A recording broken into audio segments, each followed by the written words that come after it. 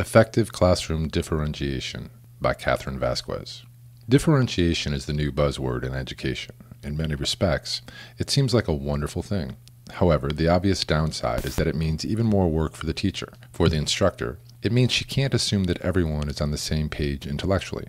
This is a realistic assumption, and most classrooms across the country, especially in major cities, are filled with a variegated sample of students who are from a multitude of different backgrounds, speak different primary languages, and have varying paces of cognitive development.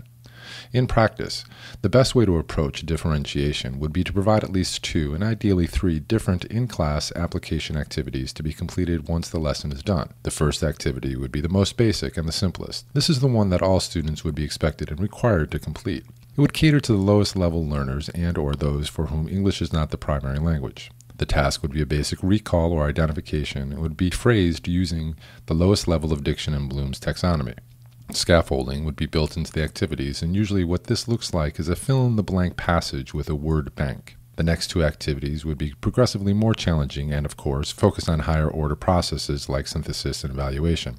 The key with this type of differentiation is that every student has something that is appropriately challenging. One would assume that gifted learners would move through the first 2 tasks with ease, or perhaps skip them entirely, and quickly reach the application activity that is most taxing on their mental faculties. The other aspect of differentiation is to cater to different learning styles, a la Howard Gardner's theory of multiple intelligences. This would foster interest in the subject at hand by appealing to the student's different proclivities. For instance, a student with a bodily kinesthetic talent may best relate to a literacy assignment that required some type of physical coordination.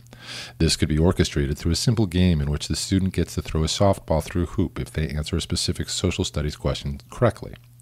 Students with visual spatial intelligence may learn best by drawing specific events in a story and presenting their work in a small gallery in which they explain to other students the significance of the pieces they created. The options are endless and depend only on the creativity of the teacher. Differentiation within the classroom may substitute for a system that maintains students in separate groups or tracks throughout the elementary experience. The need to have these separate tracks within one classroom can be daunting for new prospective teachers. It can even complicate grading. For instance, if one student was only required to complete a lower level activity, how can one determine that his A or B is equivalent to another student's A or B if they were unable to complete the higher order work?